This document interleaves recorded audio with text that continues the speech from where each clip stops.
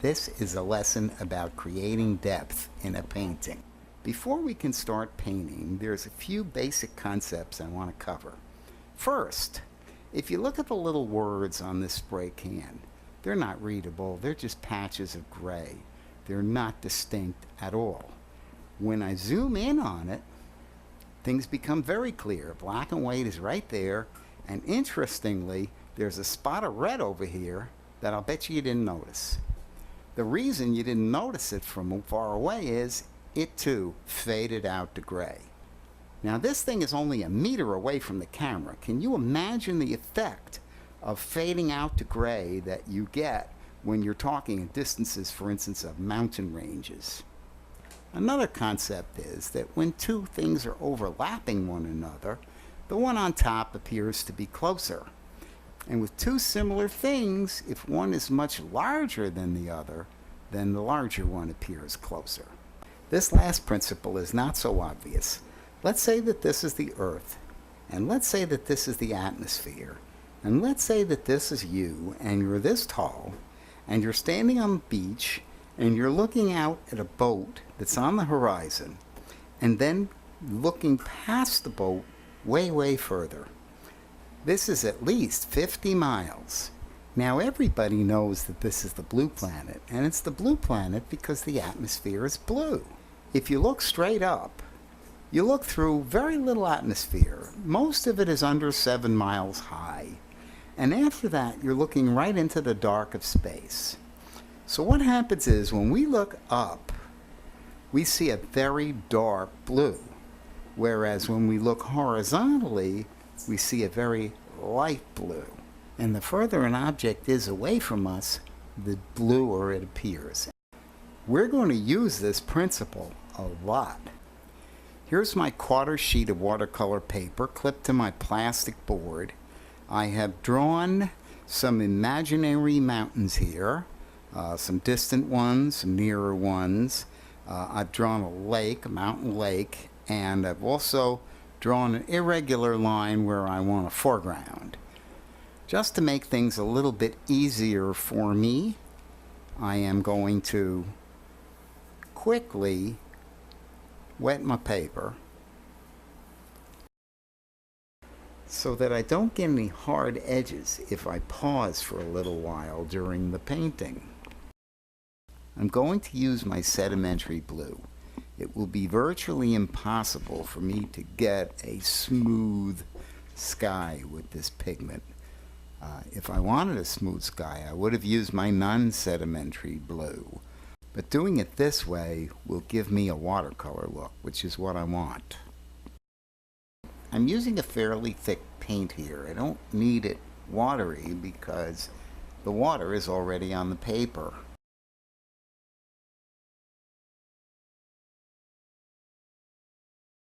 I'm painting a nice dark blue sky at the top. Just wipe the little puddle off the side here, fading off into a light blue at the horizon. I have no problem grading the sky off right into the landscape, as long as the sky is really light by the time it does hit the landscape. This allows me to give a really soft edge at the bottom. That means that I don't have a line showing up where it might just ruin the painting.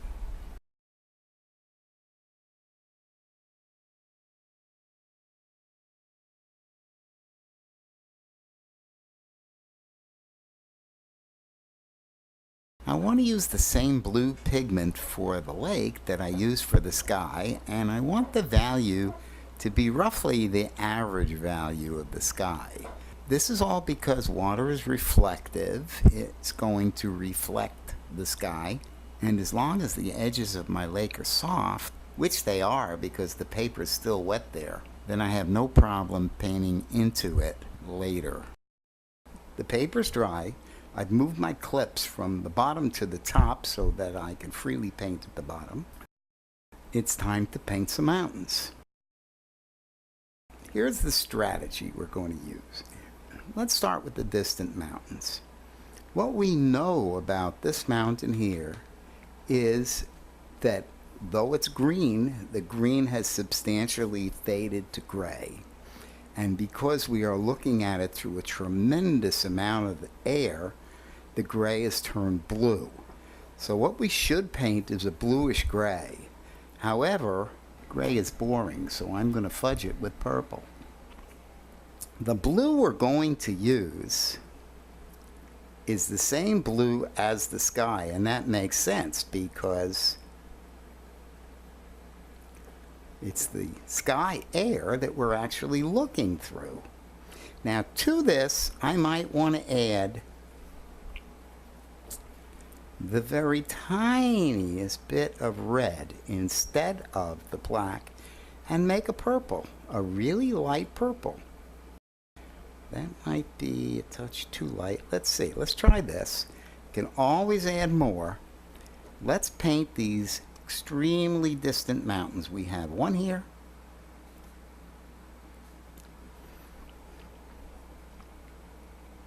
We have one here. Here.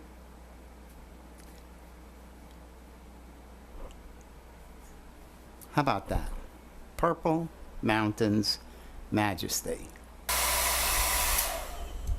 If this is the color of the most distant mountain, and a verdant green is the color of the nearest mountain, then what we have to do is to make each mountain, as it comes closer, more and more towards the green we're at. If I take a yellow, my non-sedimentary yellow, my bright yellow color, if I take that and add a little blue to it, I'm going to get a pretty garish green. If I take that same blue and add a little of my sedimentary yellow to it, I'm going to get a dull green. Somewhere in between these two is the ideal foreground. And the only way I'm going to really get it is to use both of those yellows. That's good in a way, because it will give me a lot of sedimented washes. Okay, so if this mountain is slightly purple, then if this one is just blue, that'll do. And if it's ever so slightly darker in value than this back one, that will pull it forward. So let's take this mountain and paint it in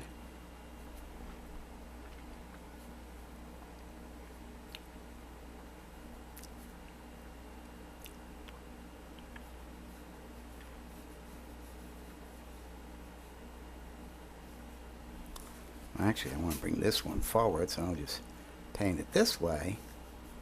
Paint it in there. If we think it's too dark, we can just lighten it down very easily like that. If we want to lighten it at the bottom and not at the top, we can do that too by just picking up a little bit of paint there, and that's that mountain.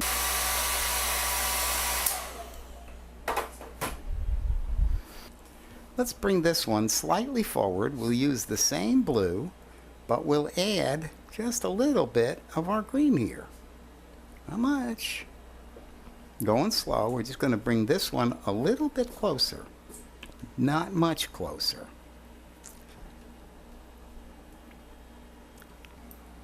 From this point forward, I can use a little detail, and so I'm going to start mixing the color right on the paper, judiciously. Now there's a variation in color within that mountain. I love it. Leave it alone. That's great. This next guy's a bit closer. I'm going to start adding a little bit of this and the blue. We now want a decidedly bluish green, kind of like almost an aqua color. Here we go, and a little bit darker.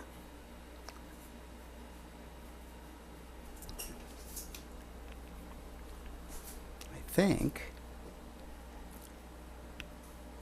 that I don't have enough paint to do the job. I'm going to have to mix a little bit on the fly, but that's fine.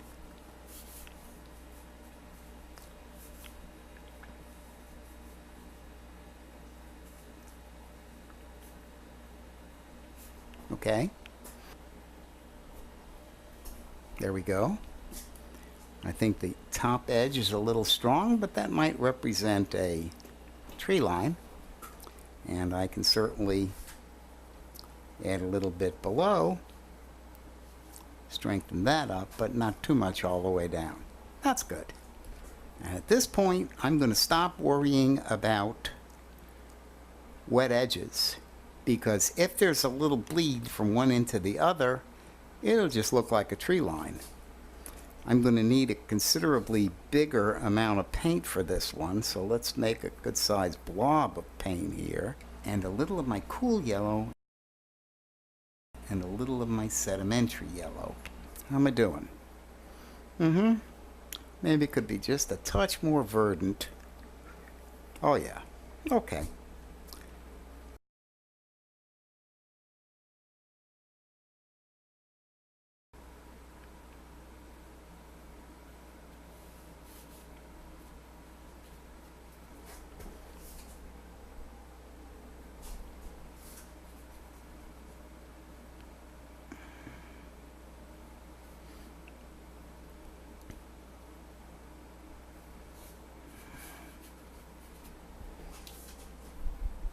I'm purposely pulling in a little bit of other color here and there because I want a variety of color within this mountain.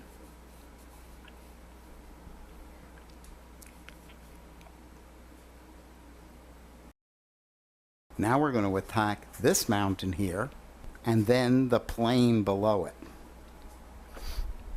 Before I painted the lake, I wet the paper around it so that the edges of the lake would be soft. Now that I'm going to paint the land up to the lake, I'm going to have the same situation, so I'm going to wet the lake, and I'm going to wet it in such a way as to not disturb the paint of the lake. Take a wet brush and take this area here and wet it. I'm not trying to pick up any of the blue or even disturb any of the blue of the lake. I'm just trying to wet the paper enough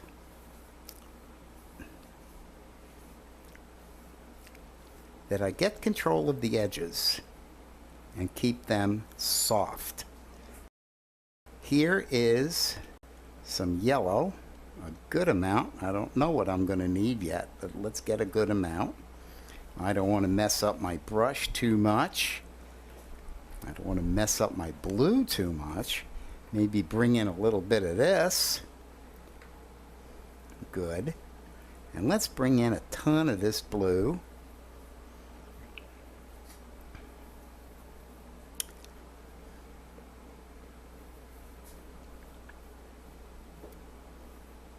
I'd say that looks pretty good.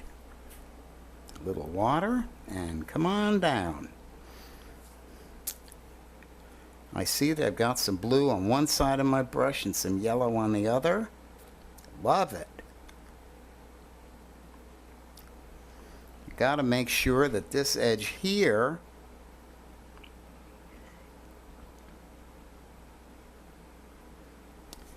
is darker, or at least a stronger value, a darker value than that there.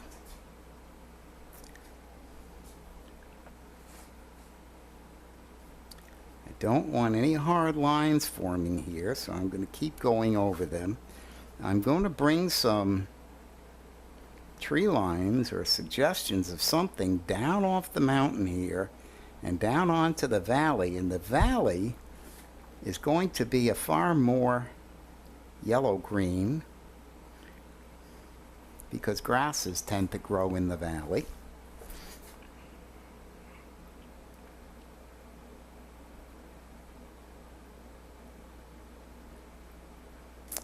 And here I'm able to, ooh, missed that one. Here I'm able to follow my lake shore with a soft edge. If it was a hard edge, the thing would look way too close. And now that I've got some stuff, I can just throw in some character here, because we're going to see some character up close.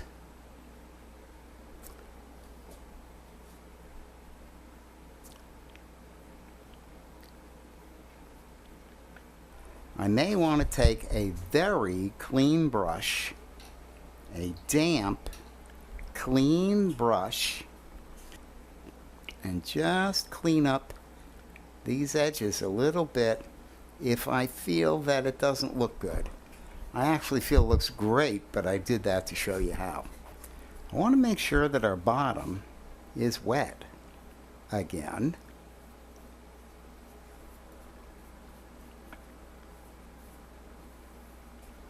Thoroughly so.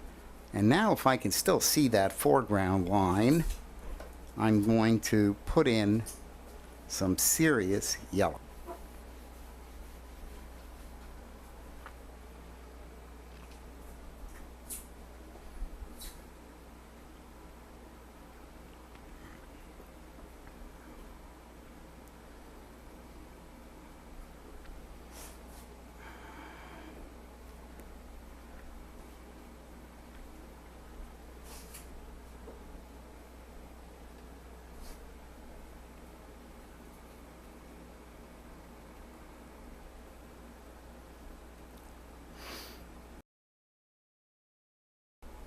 I'm going to take a moment to tilt my board up a little bit.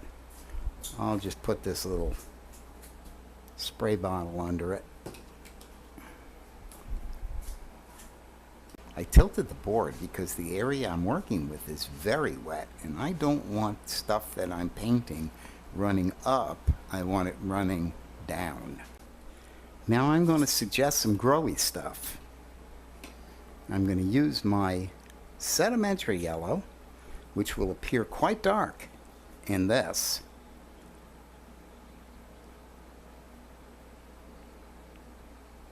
Put in some growy stuff here.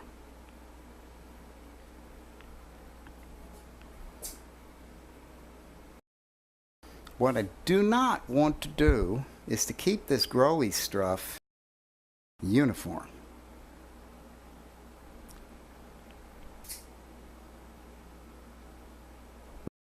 My yellow has dried kind of boring. I need to add some variety to it, and in order to do that well, I'm going to have to re-wet it. That's going to be tricky, because once the paint is wet, the next brush stroke tends to move it around. I have to do this quickly and with authority. 1, 2, 3, done. In this fast forward, I'm just adding some cool yellow and some warm yellow and some more vegetation. We need some distant trees on our mountain. So let's take our blue again. We want to make this ever so slightly green, so let's a little more. Okay, we now have this color that I'm after. Not too much paint in the brush, but now I'm drying my brush a little bit. And I'm going to start some trees down the mountain here. Let's see, we'll put a tree here. And a tree here. Now I am so emphatic about spacing. We always need to keep stuff different. We can't keep our heights uniform. We can't keep our spacing uniform. Man makes things uniform. Nature doesn't. In this fast forward, I'm painting these two converging tree lines, but then I'm also going to paint some smaller trees in the front. Perhaps they're growing out of a mountain meadow. We're going to abandon our sedimentary blue right now in favor of our cool blue because we're going to need a much stronger color. I'm going to go to this non-sedimentary, although in fact of all the colors, the non-sedimentary colors, this is the most sedimentary. I'm going to get myself plenty of this yellow here, plenty, and I'm going to mix it in, making a really dark green, but that's not dark enough. If I take my sedimentary red over here, a little bit of that, and add it in, that green will become pretty dark. It's still not very, very dark. I could go more if I wanted, but let's try this here. We're going to need a knife edge on the brush, at least to begin with, because I am going to get gutsy. Here? Here. Why not? Right here.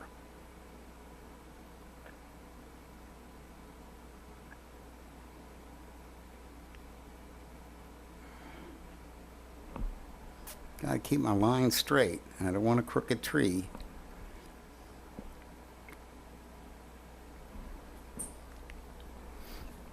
If you're not comfortable doing this, I suggest you just draw a straight line on your paper with a ruler and a pencil. Let's try fast forwarding a little here.